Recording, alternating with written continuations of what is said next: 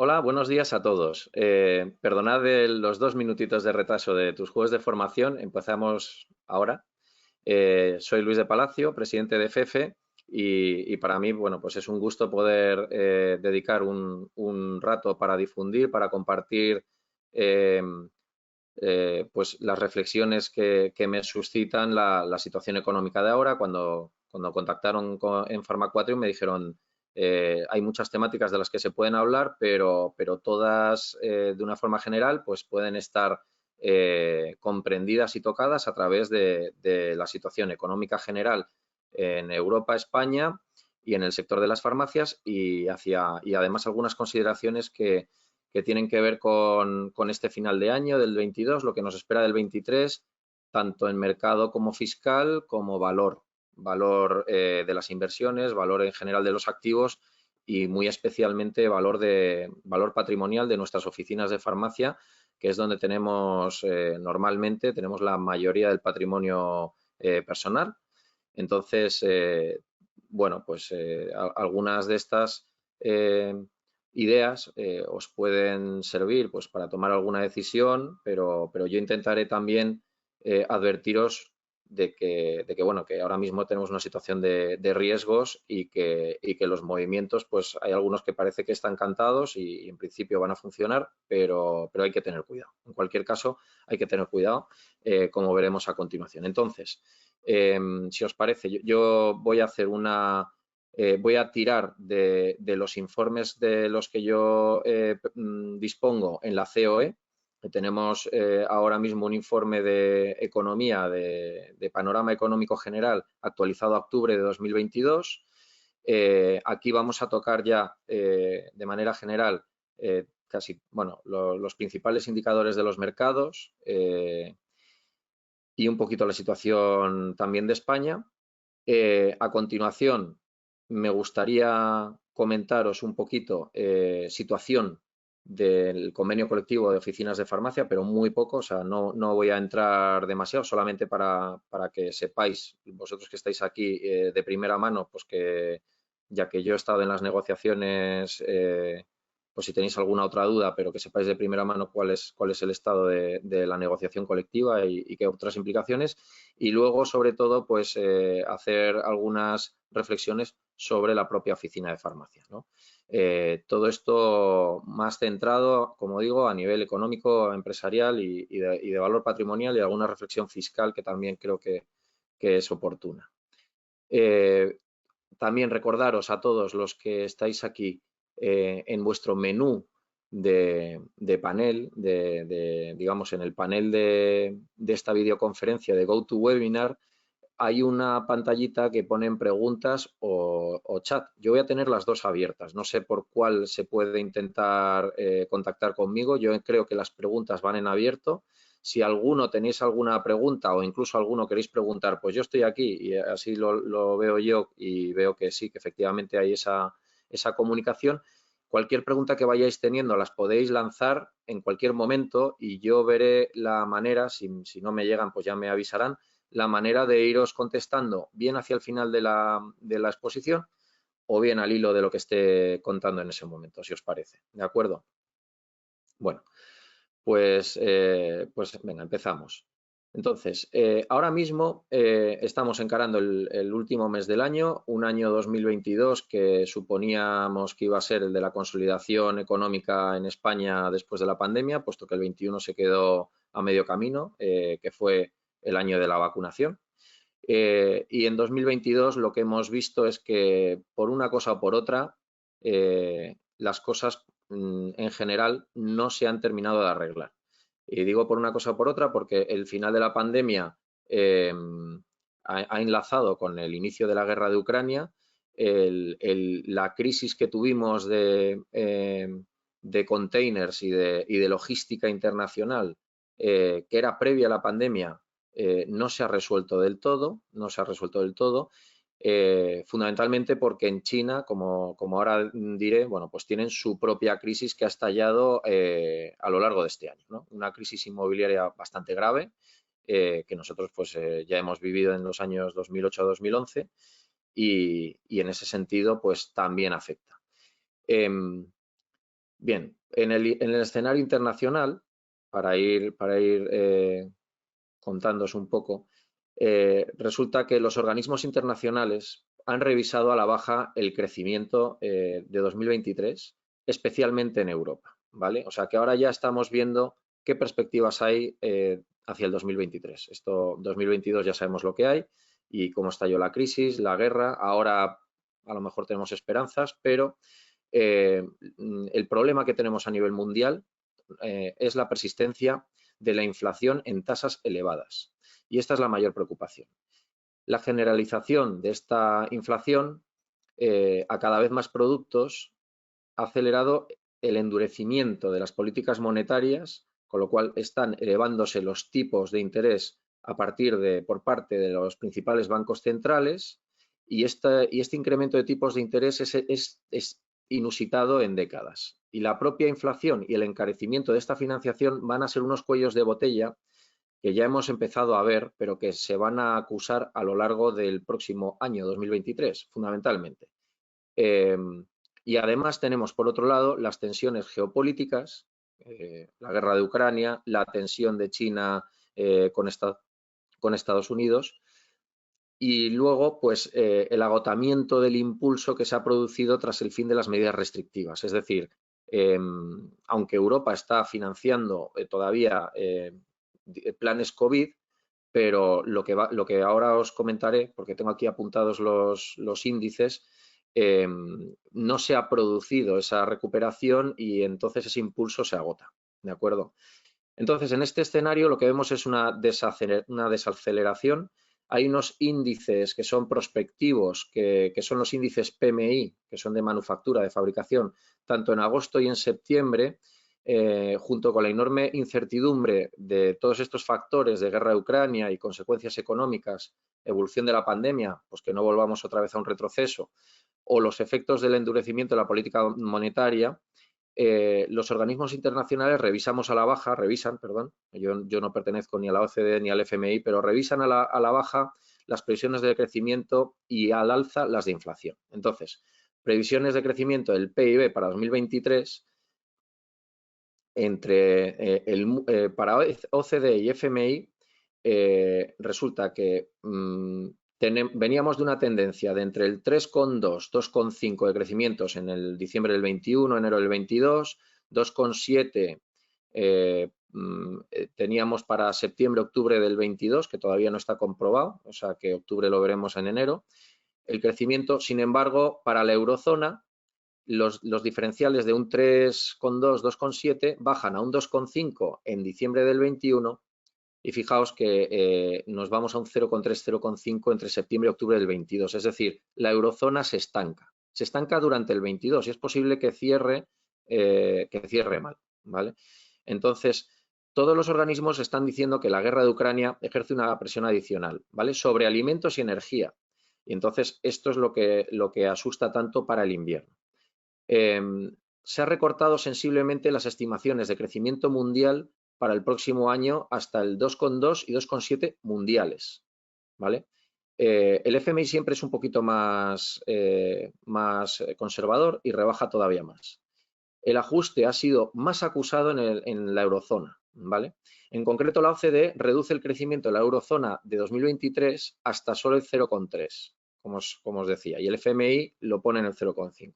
Y el problema viene en adelante y es ese crecimiento con tipos muy altos va a seguir estrangulado con los tipos de la financiación más alta. Entonces, ¿vamos a dejar de crecer? Bueno, pues tal como nos han estado contando en COE, Íñigo Fernández de Mesa, que es el vicepresidente económico y que, bueno, que es miembro en el FMI y que tiene mucha experiencia, ya nos ha resumido que la prioridad es la inflación. Entonces, mientras que la inflación no esté contenida, es decir, tiene que bajar sensiblemente del 8% que tenemos ahora mismo, 8,5 o 8,3, mientras que no baje, se va a sacrificar crecimiento económico. Y en cuanto que baje, volverán a bajar los tipos. Eso es un poco el consenso que hay entre los mercados financieros. Esto es muy importante luego, como veréis, a nuestro sector. Por eso digo que yo creo que es que aporta valor el hacer estas reflexiones. Vale. Para la eurozona, entonces, para el 2022 en promedio vamos a tener un 8,1 en la OCDE o un 8,3 según el FMI. ¿Vale? Y luego hablaremos de España, pero España está por encima, está como un punto y pico por encima. Pero luego en 2023 ya empezamos con una reducción de esa inflación entre el 6,2 y 5,7, 2023 y de media. Luego en España a lo mejor conseguimos meternos dentro de esa horquilla, ¿vale? Porque España sí que da un bandazo más fuerte cuando hay movimiento. La OCDE estima que con el cierre total del gas ruso o ante un invierno especialmente frío, ¿vale? Esto hay que saberlo de lo que os hemos comentado, la escasez energética podría derivar en un incremento de precios adicionales a los del escenario base, es decir, al 2023 8,1, perdón, 6,2, 5,7, pero nos podríamos ir todavía punto y medio por encima si empeora el invierno y no resolvemos el tema del gas y la energía es un problema para todo el este de Europa. Por su parte, el incremento del PIB del próximo año, o sea que esto es inflación, y sin embargo economía, crecimiento, el PIB se podría resentir todavía 1,3 puntos por debajo, perdón, de lo que hemos estimado que era casi estancamiento, era un 0, algo, con lo cual entraríamos en una recesión. ¿Vale? Luego, los bancos centrales, sí, en las notas tengo aquí, efectivamente, priorizan el control de la inflación aunque se reduzca la actividad económica. Es decir, si entramos en recesión, pero la inflación está alta, seguiremos teniendo unos tipos altos, ¿vale? Con las consecuencias que ello trae en la posibilidad de financiar y la posibilidad de invertir. En la economía española, trayéndolo un poco a España, las previsiones de crecimiento para 2023 están en torno del 1, ¿vale? Y se alejan del cuadro macro que se acompaña a los presupuestos generales del Estado 2023, que esto para la COE, para nosotros es una mala noticia. Es decir, no es realista los presupuestos generales del Estado o no son realistas en cuanto al crecimiento y, por desgracia, pretenden ser realistas en cuanto a la recaudación y el gasto. Pero lo único que sabe seguro es lo que puede gastar, porque eso sí que se lo gastan. Ahora, ¿cómo lo cubren? Pues dependerá también de la marcha de la economía, de la economía española, porque con empresas en suspensión de pagos, por ejemplo, no van a recaudar impuestos. Si el paro, por ejemplo, aumenta, pues se les va a disparar gasto y sobre todo lo que van a perder es ingresos porque esas cotizaciones sociales desaparecen, entre otras cosas. También esos IRPFs, etcétera, ¿no?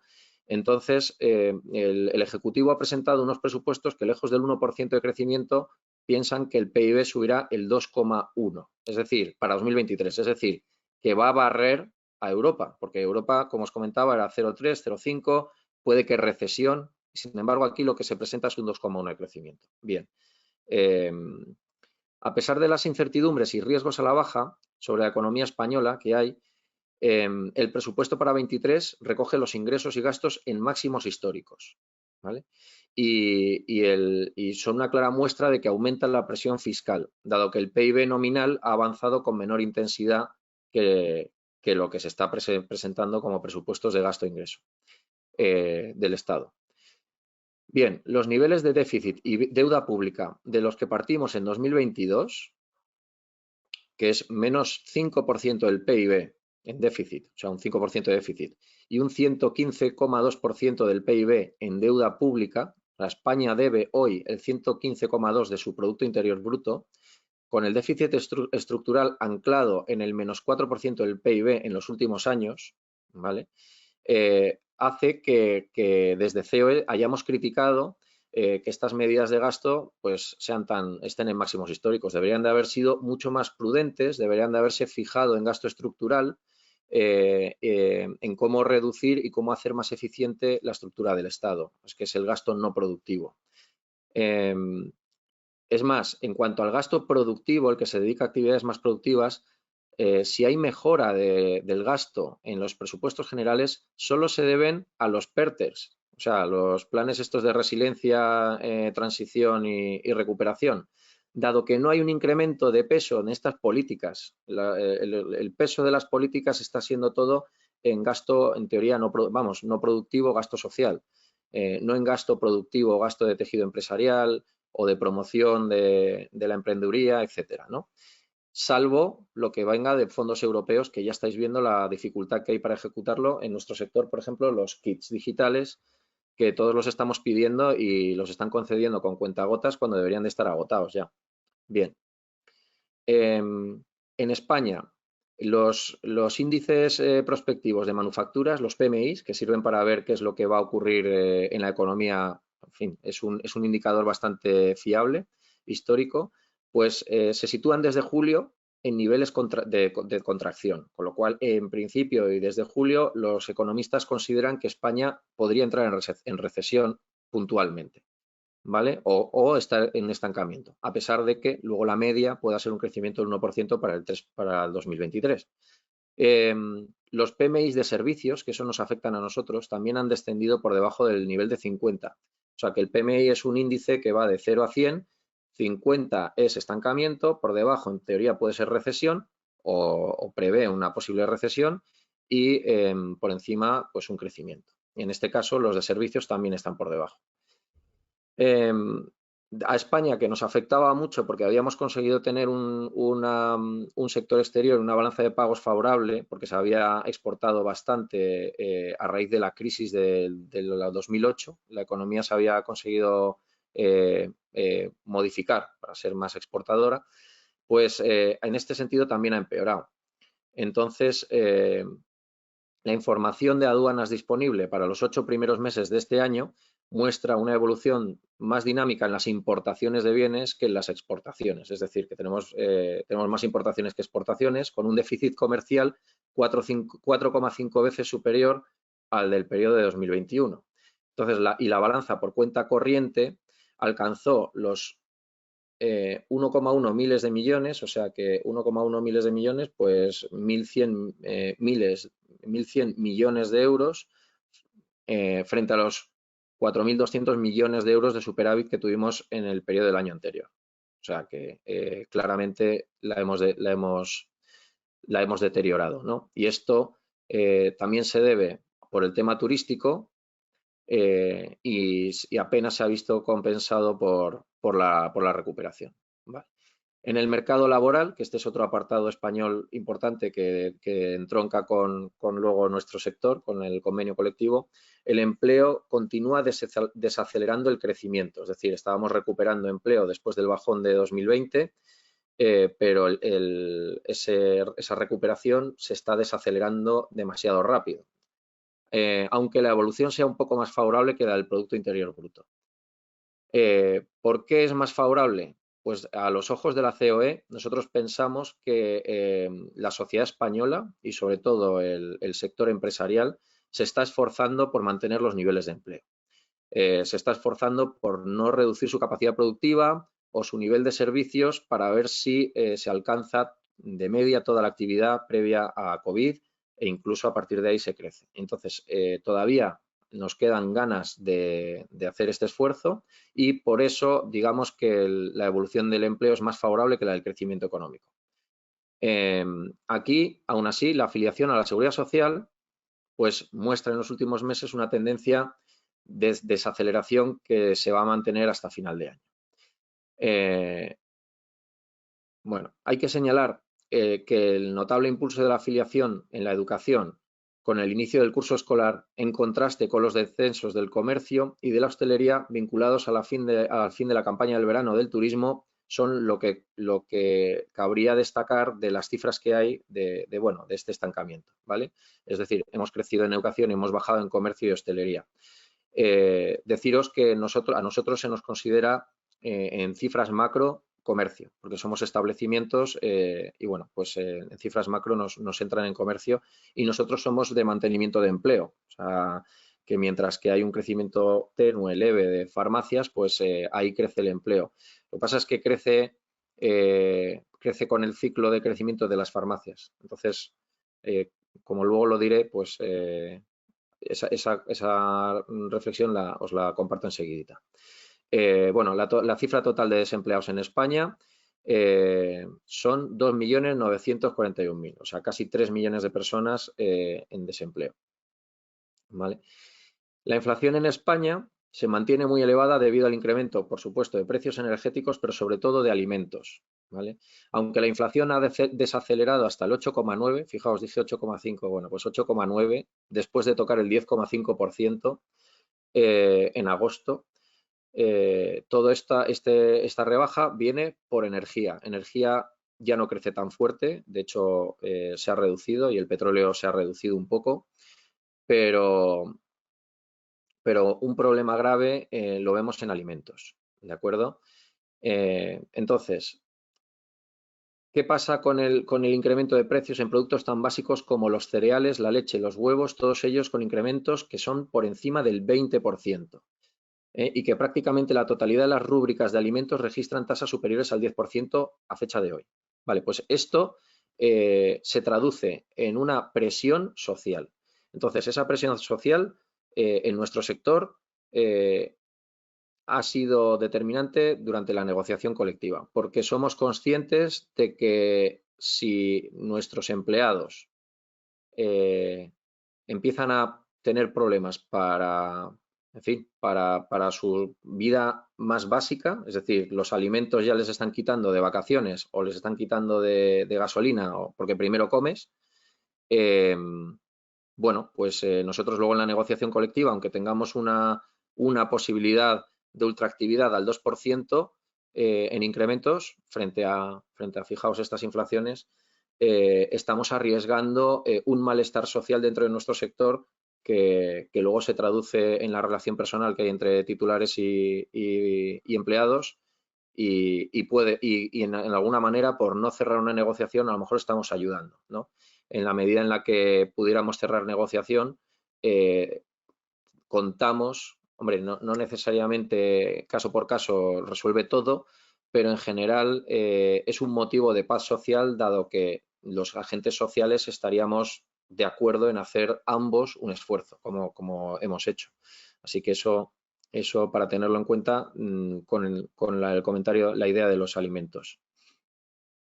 El Ejecutivo para 2023, como hemos dicho antes, pues prevé unos crecimientos del 2 y pico y bueno, pues considera que terminará 2022 con un déficit público del 5%, la deuda pública del 115,2 del PIB, como dije antes, pero para el próximo año considera que con este crecimiento el saldo fiscal será menos 3,9 de déficit y la deuda pública se bajará al 100,12.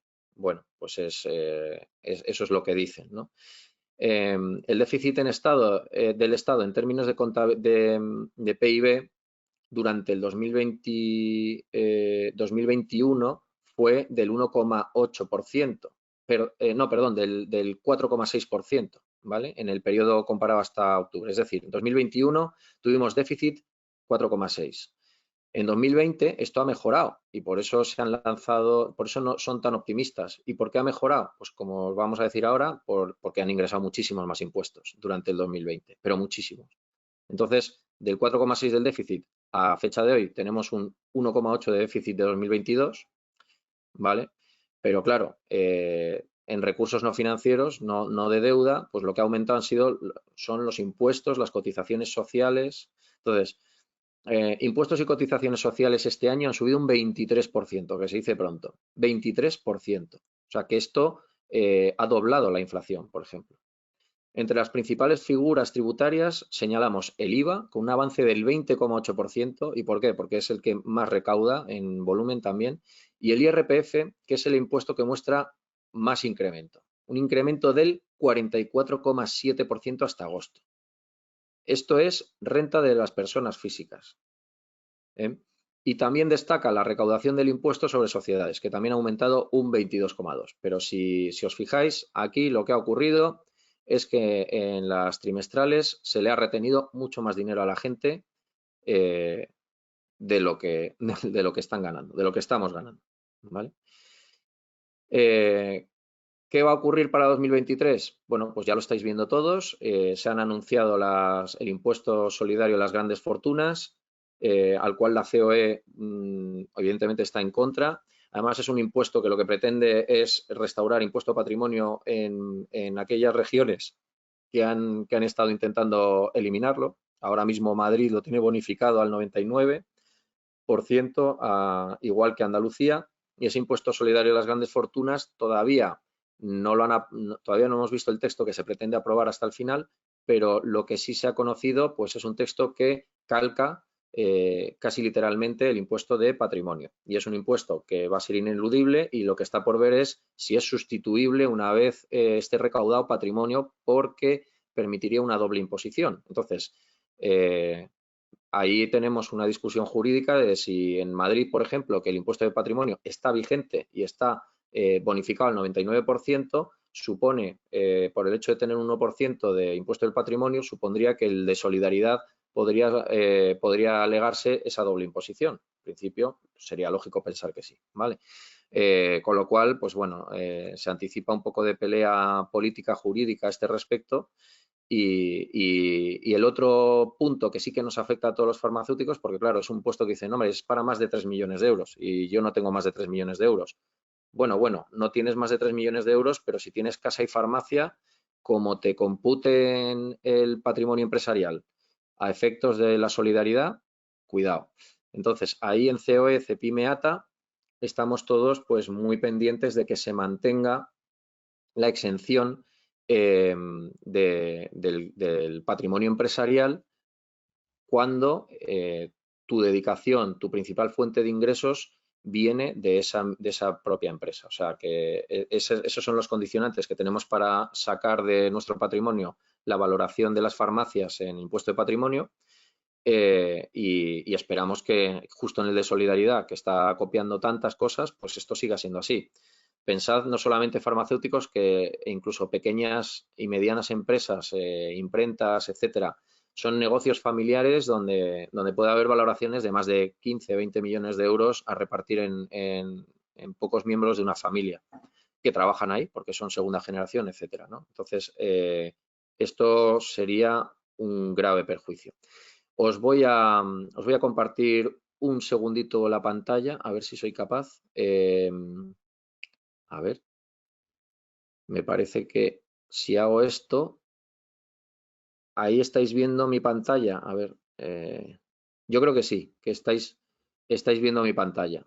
Porque entonces, aquí, fijaos donde pongo el cursor, previsiones económicas para España.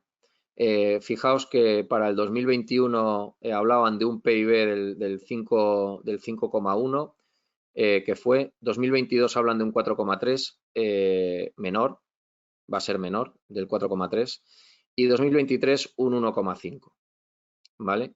Va a ser un poquito menor.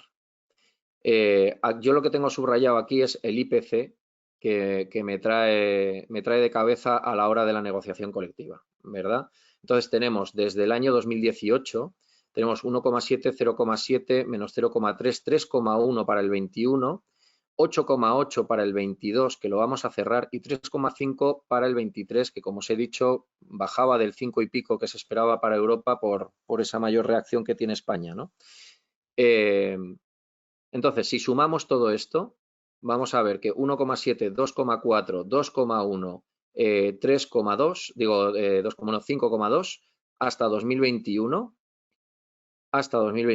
mientras que, y ahora voy a hablar de negociación colectiva, nuestro convenio colectivo en ultraactividad, con tablas luego publicadas en el BOE a finales del 21, ese 5,1 lo tenemos puesto en un 6 para 4 años, ¿vale? O sea que nosotros nos hemos desviado 0,9 de la inflación en tablas salariales. Deciros que allá por los años 2011 el convenio colectivo lo que tenía era unas ultraactividades de IPC más 2 puntos, me parece, ¿vale? Entonces, claro, IPC más 2 puntos en entornos de 6 puntos de IPC en 4 años, pues hubiera sido un 8 en 4 años y tal. Nosotros con la ultraactividad del laudo arbitral, hemos tenido un 6 en 4 años, cuando el incremento de IPCs han sido un 5,1, ¿vale?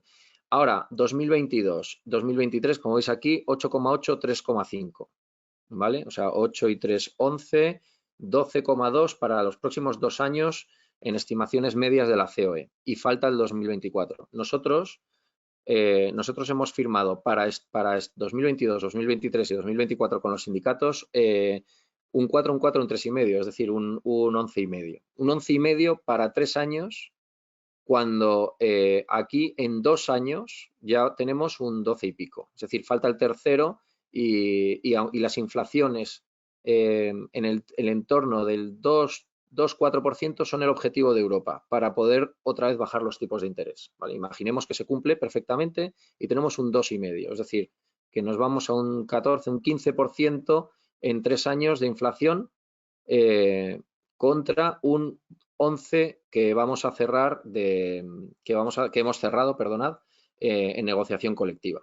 Entonces, lo que podríamos decir es que en un periodo muy amplio, al final, porque una vez que se publique en BOE esto va a quedar fijado, 3 más otros 4 más el 17 que también fue de ultraactividad y tuvo unas inflaciones de cerca del 2, vamos a conseguir estar de media a lo largo de 8 o 9 años pues por debajo de la inflación, ¿de acuerdo?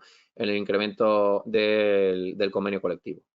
Pero no podemos pelear excesivamente por estar tan bajos por la inflación, frente a la inflación, por lo siguiente, porque es que si el convenio colectivo paga muy mal, el comportamiento habitual en las ofertas de empleo es ofrecer convenio colectivo y luego ver si se negocia o no. Todavía no tenemos muy extendidas las negociaciones con mejoras por encima de convenio colectivo en las ofertas de trabajo, y entonces a los farmacéuticos auxiliares y técnicos que estamos empezando a verlo, les va a dejar de interesar trabajar en España, porque es que se paga mucho mejor fuera, ¿vale? O les va a dejar de interesar trabajar en Madrid o en las capitales de provincia de precio de vida más caros, y les van a interesar capitales de provincia pero mejores para vivir. Pero siempre capitales de provincia, porque el otro problema que también estamos viendo es que no hay, bueno, voy a parar esta. El otro problema que también estamos viendo es que no hay suficiente demanda de empleo en zonas rurales. Las zonas rurales están siendo un problema. No se están cubriendo con satisfacción las vacaciones. Soy consciente de ello en Madrid porque lo vemos todo el rato, y está costando también encontrar pues otros turnos como los turnos de tarde, farmacias de horario ampliado con fines de semana. O sea que estamos empezando a tener problemas de captación de empleo. No hay demanda suficiente para determinados ámbitos. Si el convenio colectivo se aleja demasiado, pues vale, para los empleados, para digamos la gestión de empresa, bien, ¿vale? No es una palanca de gasto que tienes controlada, pero luego tienes problemas en las rotaciones, problemas en las bajas, en las sustituciones y problemas en la ampliación, porque farmacias que crezcan, como ahora enseguida os voy a comentar, que quiero dejar aquí, tendrán problemas. Entonces, ¿cuál era nuestra preocupación de convenio colectivo? Voy a hablar un poquito de convenio colectivo con el que hemos cerrado. Pues lograr mantener más que el dinero, la jornada. Porque el convenio colectivo de oficinas de farmacia de España tiene una cosa muy buena que tenéis que saber, y es que las 1.783 horas, que van a ser 1.785 conforme avance, porque vamos a incrementar un poquito, son menos que el Estatuto de los Trabajadores, que son 1.820, ¿vale? Ahí no llega a 40 horas de diferencia de menos, pero la jornada la podemos distribuir con arreglo a nuestras necesidades. Entonces, si tenemos a las personas contratadas en farmacias de horario ampliado, 12 horas, por ejemplo, y los contratos son de lunes a domingo, tú vas a poder, como empresario, organizar tu empresa en el calendario laboral que publicas, contando las 1.785 horas dentro de toda la jornada que tengas que abrir. Entonces, tú organizas para que tenga los descansos del Estatuto de los Trabajadores, obligatorios, las vacaciones, obligatorias, pero si hay que abrir festivos y tú puedes programar que esos festivos se trabajen dentro de esas 1.783, nosotros podemos hacer eso, sin tener que liquidar horas extraordinarias. Esto es así, salvo para los muy concretos aspectos que están en el convenio colectivo, que son las tardes del 24 y del 31 y la mañana del sábado santo. Esos, como están específicamente, esos quedan fuera, ¿vale? Eso es muy específico y queda fuera.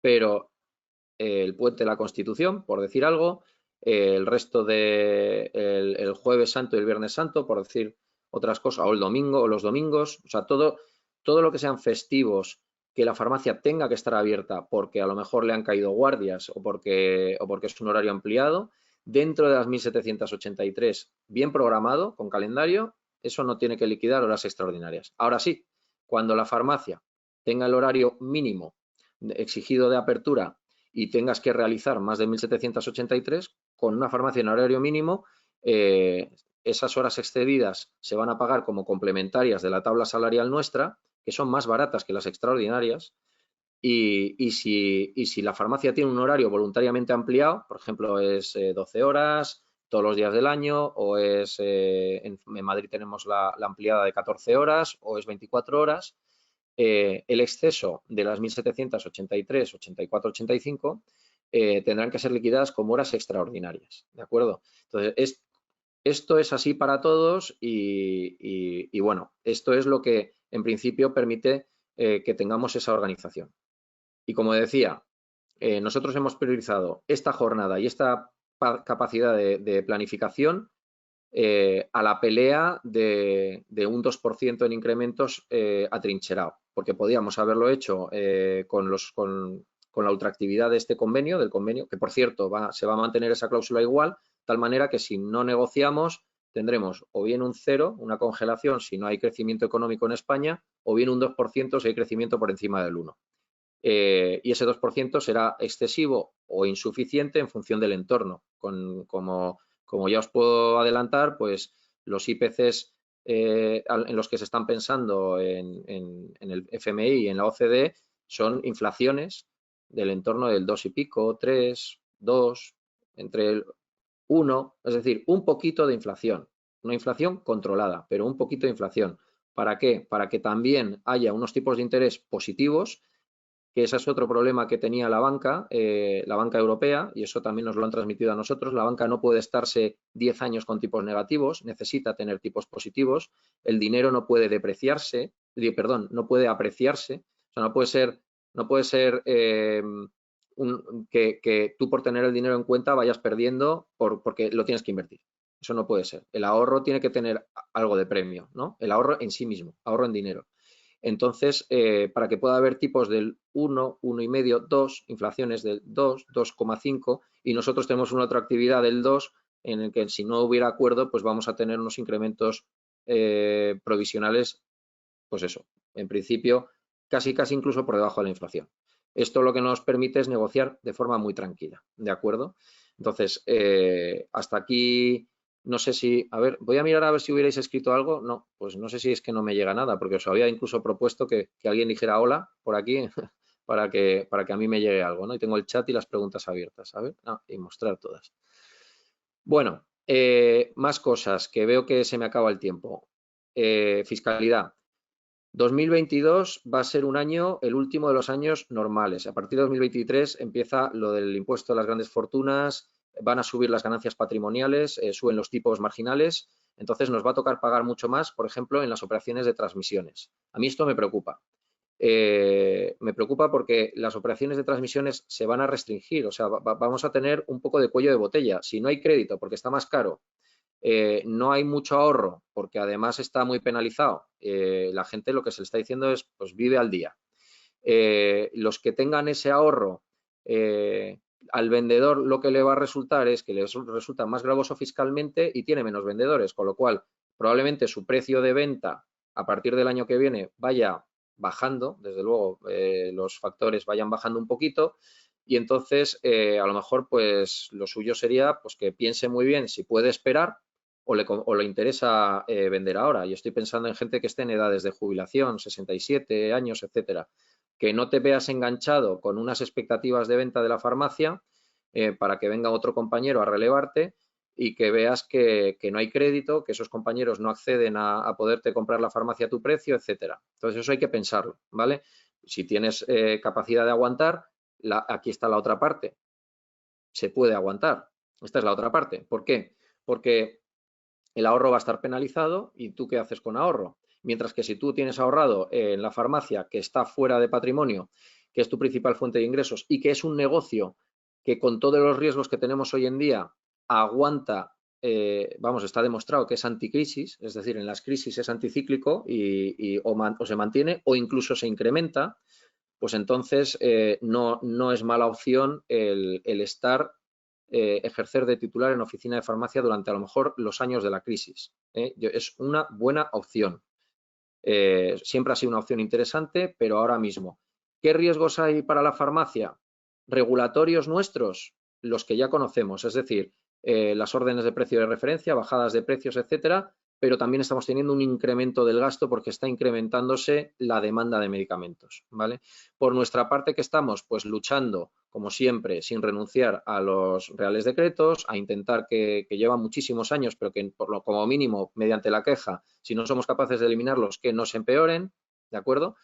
A intentar acceder a los servicios profesionales facturables, es decir, con realidad económica, que ya se dan en el resto de Europa y que no es descabellado que lleguen aquí.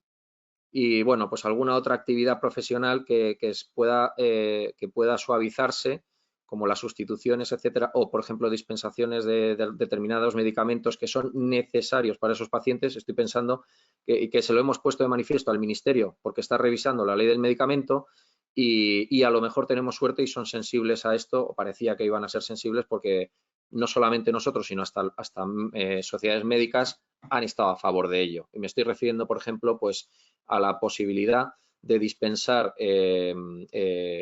bueno, pues medicamentos de anticonceptivos orales que no sean de emergencia y gente pues que bien porque ya tenemos un histórico o acceso al mismo, pues por lo que sea no tengan esa receta, ¿no? Pero son mujeres, por ejemplo, es que si no les das eso, a lo mejor te tienen que venir después a por un anticonceptivo de emergencia oral y no tiene sentido. Y ese sí que va sin receta. Entonces, por ahí estamos ahí trabajando, bueno, son pequeños detalles, ¿vale? El modelo, políticamente no le vemos riesgo. Nuestro modelo de farmacia está demostrado, es decir, están convencidos todos los políticos de que ofrece una capilaridad y un acceso muy personal mediado por profesionales, por personas, farmacéuticos, que no hay en el resto de Europa y que no tienen intención de tocarlo porque funciona relativamente bien. No les sale para nada caro. En cuanto que llegan a los ministerios y miran las partidas de gasto, ven que lo nuestro es muy barato. Y bueno, las siguientes amenazas que podamos tener dentro de las farmacias, que son, bueno, pues todo el desarrollo que se decía de e-commerce, tuvo un despliegue brutal durante el 2020, pero deciros que durante el 2022, pues no solamente no ha despegado, sino que se ha reducido, que somos conscientes de que las grandes empresas de e-commerce están creciendo, pero no ganan dinero, incluso algunas pierden más. Es difícil, o sea, el e-commerce es un entorno difícil y nosotros que lo que tenemos es un interés especial en la presencialidad, tenemos motivos para pensar que somos muy competitivos y que, bueno, pues tenemos varias opciones que se nos van a ofrecer en materia de parafarmacia, pero en materia de medicamentos pensamos que las autoridades, que el Ministerio sabe y prefiere que el medicamento esté mediado por profesionales. ¿Dónde vemos más problema? Que las administraciones se den a sí mismas facultades que eran antes de la farmacia. Es decir, que atención primaria, por ejemplo, coja pacientes y que eso tengamos que estar peleándolo porque no está previsto en las leyes, pero que van por la vía de hecho. O que cojan residencias, que lo estamos viendo en el País Vasco. O que limiten la posibilidad de escalar por ejemplo, el servicio en SPDs de farmacias, mientras que no se las limitan para aquellas entidades de concesión que van a gestionar residencias. Por ejemplo, te dicen que robotizar pues para SPDs, pues no, pero claro, no para ti, pero sí a lo mejor porque por el Farmavide, como decía yo, del País Vasco, ese sí que va a estar robotizado, ¿no? O sea que en la administración tenemos un riesgo, ¿vale? ¿Dónde más tenemos un riesgo? Tenemos un riesgo en España. O sea, a nosotros lo único que nos preocupa es que los políticos que no quieren tocar nuestro modelo se vean sugeridos, sugestionados, porque la deuda española no siga siendo comprada por el BCE, a no ser que nos hagan reformas de calado, ¿no? Y que dentro de esas reformas de calado propongan un cambio de modelo. Eso es lo único que nos preocuparía. Entonces, en ese sentido, nos interesa muchísimo que España no necesite rescates, no necesite refinanciaciones graves, que Europa, por ejemplo, que nos ha dado un respiro diciendo que va a seguir financiando deuda pública durante 1 año y medio más, nosotros podamos aprovechar ese año y medio para ser más sólidos y para mejorar en los términos macro, y que Europa se siga fiando un poco de España. Deciros que España no está mal, pero que peor está Francia, por ejemplo. Entonces, en términos macro, y en déficit y en deterioro de su déficit, etcétera, en funcionarios y todo. Entonces, si somos capaces como país de no estropearlo demasiado, las farmacias, en teoría, somos anticíclicas y vamos a aguantar, y no tendríamos que ver tocado nuestro régimen más inmediato. Y esto es lo que más nos ocupa, ¿no? Vamos a estar vigilantes. No sé si tenéis alguna pregunta a ver, voy a mirar, si no por aquí. Pero vamos, la pandemia lo que ha demostrado es que éramos baratos, hemos sido utilísimos, hemos sido esenciales, ¿vale? Y el papel para poderlo reforzar, sí, a ver, yo creo que salimos reforzados. Apenas hemos tenido unos avances en cuanto a actividad profesional remunerada, apenas. Pero yo en esto soy medianamente optimista, es decir, mañana no lo vamos a tener, pero por su propio peso va a caer que los cribados se puedan hacer en la farmacia. Es que va a caer. Que podamos vacunar en las farmacias. Yo creo que es una cosa que nos ha costado mucho reivindicarla, a las instituciones, pero ahora mismo lo estamos pidiendo todos, con lo cual al final eso no genera ningún problema. A ver, me dicen que en Galicia hay sectores que están pensando en reorganizar los horarios y días de apertura. Si es una opción viable para la farmacia o agudizará la situación que hablaba sobre las farmacias rurales y cobertura de vacaciones.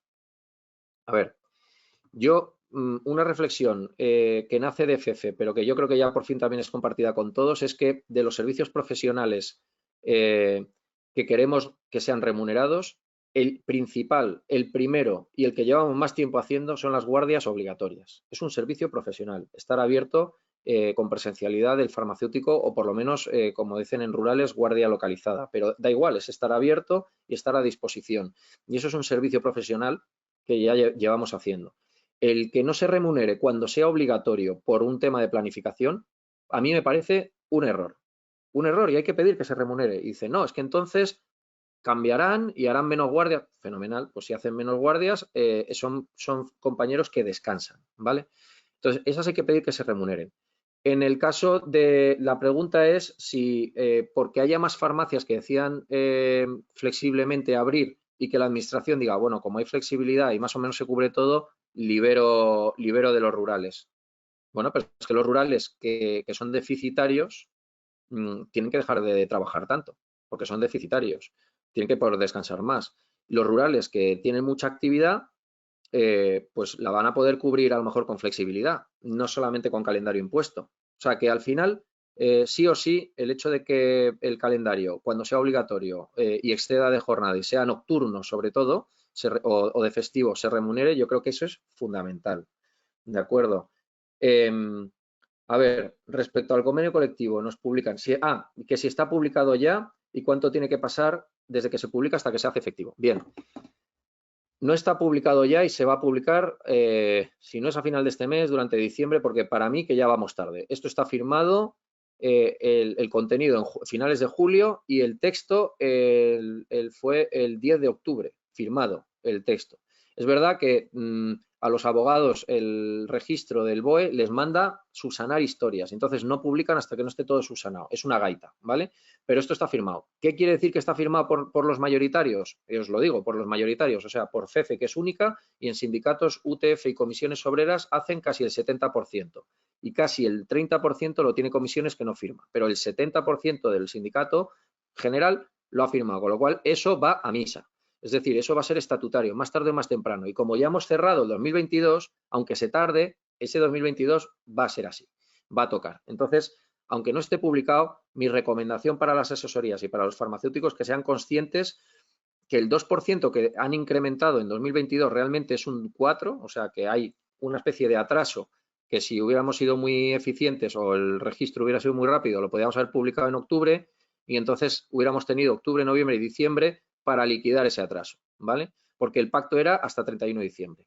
¿Qué ocurre si se publica con muy poco tiempo hasta el 31 de diciembre? Pues que nos da un mes para regularizar el atraso, ¿vale? ¿Y desde cuándo es vigente? Desde el día que se publique. Las tablas van a ser vigentes desde el día que se publique y las condiciones también.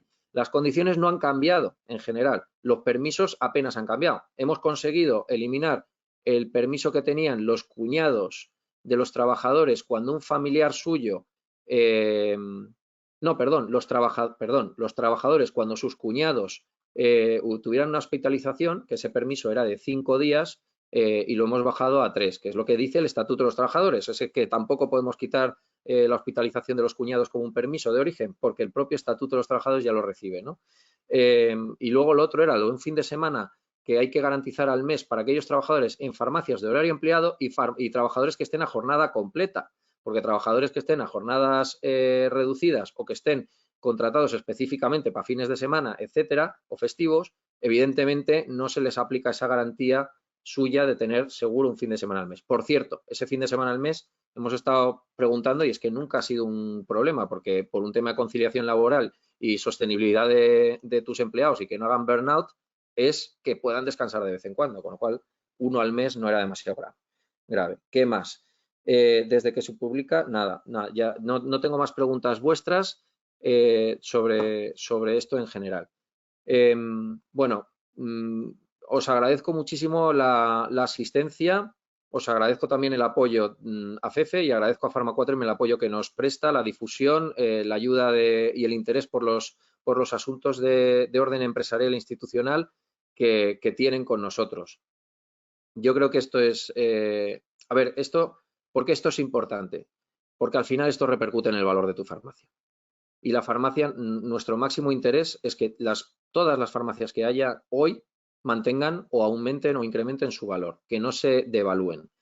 ¿Cómo no se devalúan? Pues con una ordenación y una planificación muy contenida. Como se abran muchas farmacias, pues esto va a ser un problema y los nuevos compañeros pasan a ser de los nuestros inmediatamente, claro que sí, pero es que vamos a repartir entre más la tarta y si la tarta se deteriora, los legisladores se pueden plantear cambiar el modelo, básicamente. Así que nuestro interés es que el modelo sea sostenible, que se mantenga, que no se modifique, pero sobre todo que el valor patrimonial de nuestras empresas se mantenga o incremente. Para ello, ¿qué nos interesa? Que vaya bien un poquito la economía. No lo he dicho, la farmacia, según IQVIA, informes de IQVIA, este año está creciendo un 6, un 7, ¿vale? A ver si os lo puedo enseñar antes de, mira, aquí está. Antes de finalizar, este es el último, a ver, os comparto, vale, aquí, os estoy compartiendo la pantalla, me parece, ¿no? A ver, sí, yo creo que sí. No sé si lo estáis viendo, pero vamos, el último que yo he podido ver no es de este trimestre, es del primer trimestre y ya en el primer trimestre comparando los crecimientos son en medicamentos del 8,6 y en Consumer Health del 5,4, ¿vale? Y el total del mercado farmacéutico año sobre año un 6,7. Se ha estado manteniendo ese crecimiento. Ese crecimiento es en torno al 7 y pico % de media. Es verdad que, como siempre dicen, oye, un crecimiento medio a mí no me ha llegado. Vale, pues lo entiendo. O sea, puede pasar. Y hay otros que dirán, pues eso es que otro ha doblado. Vale. Pero cuando IQVIA publica estos informes, que son medios de mercado, más son informes que llegan a todos lados. Llegan tanto a los sindicatos como a los legisladores, ¿eh? Así que no son informes restringidos, de hecho es que están publicados en la web. Nuestro mercado está creciendo. Yo creo que una parte del crecimiento todavía no es debido a la inflación, pero sin embargo nosotros ya en los pedidos de genéricos, en los pedidos de parafarmacia, de OTC, de CH, de Consumer Healthcare, estamos viendo cómo se nos están aumentando los precios de fabricante. Y nosotros tenemos que ahora decidir cuánto se repercute y cuánto no. Vamos a ver, cuando tú estás subiendo precios a la vez que todo el mundo en España, por mucho que a ti también te lo digan, pero hay un estado de opinión de que los precios suben. Es decir, ¿vale? Eso es un poco de psicología social. Y si los precios están subiendo y a nosotros no nos queda más remedio que subir los precios, tendremos que subirlos. Y ya está. Y de hecho, no vamos a tener tanta queja, como tampoco tuvimos tanta queja con los copagos cuando se instalaron, que decían, no, no, es que los copagos es un horror. Bueno, verás, es un horror, pero cuando ya la gente ha entendido que copagan en función de su nivel de renta, pues, y que si llegan a topes y pagan 8 euros al mes y ya está, pues ya está. Así que hasta ahí. Eh, ¿Qué pensamos que va a hacer el mercado farmacéutico en las farmacias? Pues comportarse como han hecho siempre en las crisis, aguantar como jabatos, aguantan mejor que el resto de los establecimientos. Entonces, yo creo que es a ver, que claro que vamos a tener motivos para quejarnos y claro que la luz se nos ha triplicado, a todos, ¿eh? Pero vamos, que yo no me cambiaba por el restaurante que tengo al lado de la farmacia, os lo aseguro, porque esos están dando menos comidas, los fogones les salen carísimos y los alimentos, como he dicho antes, al 20%. Y no han subido el menú del día y apenas están pudiendo subirlo porque es que les bajan los cubiertos. Así que eso es un poco cómo estamos, de lo más macro a lo más pequeño a nuestra situación personal. Espero que os haya gustado. Dejadme comentarios o se los hacéis llegar a Pharmaquatrium si esto es interesante y si yo estaré siempre disponible para todos vosotros allá donde queráis organizar cualquier cosa a través de vuestras empresariales. Asociaos y muchas gracias al Grupo Pharmaquatrium por todo el apoyo que nos presta. Muchas gracias, hasta luego.